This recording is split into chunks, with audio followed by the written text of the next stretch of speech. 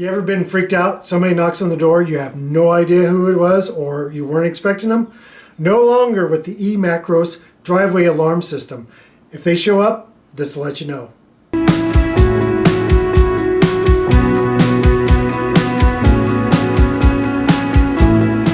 The eMacrose solar driveway alarm actually came really nicely packed. It came in a decent box, well packed in the plastic container. It included the sensor that goes down at the driveway or above on the garage, the base unit, power outlet, and then installation guides.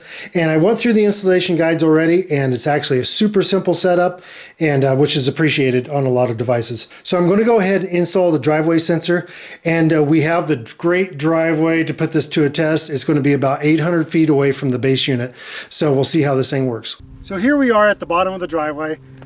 It is a long ways up to the house, and to where the base unit is going to be.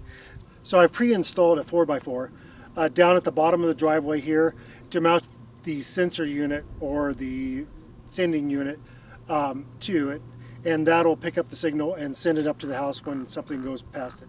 To install the sender unit, what I'm going to do is I'm going to rotate the base of the unit sideways, and that'll expose the screw holes. And then I'll rotate that, and I'll install my screws. And unfortunately, this base is actually 4 inches, and a 4x4 is 3.5. So I am putting my screws in at an angle to compensate for that. And I'm not tightening them down very tight. I'm just getting them snug, just so that it doesn't flex that plastic base and end up wrecking that. Okay, and once you feel a little tension, just stop. Get the last one here.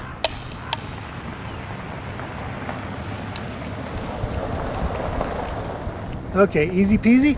Then I'm going to go ahead and take my sending unit, straighten that up to where it's kind of looks great. Okay, so once the unit is installed, I'm going to go ahead, and there's a little rubber flap down here that exposes all the switches. It's going to be on channel 1, and then I'm going to put the power range to high. And then what it is that the seeing eye will see certain distances. It's going to be 20 feet or up to 30 feet. I'm going to go up to 30 feet on our driveway here. That should be sufficient to be able to pick anything up. And once I do that, I'm going to go ahead and pop everything back in to place here on the little rubber dealio. There we go. So it makes that watertight. Make sure that's all square. Okay, now that that's done, we're going to go up to the house and install the base unit. Okay, as far as the base unit goes, it's super simple. They give you a cord. It's got a USB on one side and a micro plug on the other side. So we're just going to install that just like so. A tight little booger. And I'm just going to plug that side into here and plug it in. I'm going to go ahead and plug in the unit, and the number 3 will illuminate. Okay, so that's all on. This unit does give you an option to put batteries in. It takes AA's. I'm not going to do that. If you have the AA's installed, it'll last up to 2 weeks without any power. But we have power source, so we're just going to go ahead and use that.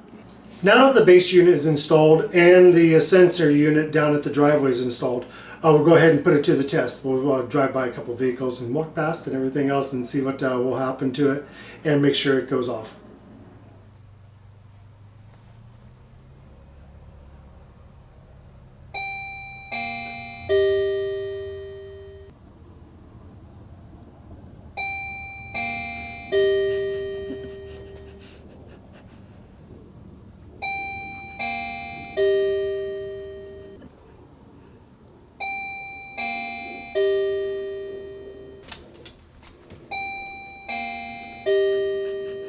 Okay, so the testing was kind of fun. The unit works super great. The sensitivity, off the chart. We actually had to knock it down on the sensitivity a little bit. It was picking up cars going down the road, so I had to reposition and knock down the sensitivity. This thing will absolutely go a half mile, I have no doubt, because our driveway's over 800 feet. So I hope that helps you out on if you're making a decision on a driveway alarm. I would give it definitely 2 thumbs up. And if you like the video, give us a thumbs up. If you have any questions or comments, comment down below and we will be happy to answer you. Thanks for watching DIY on the house.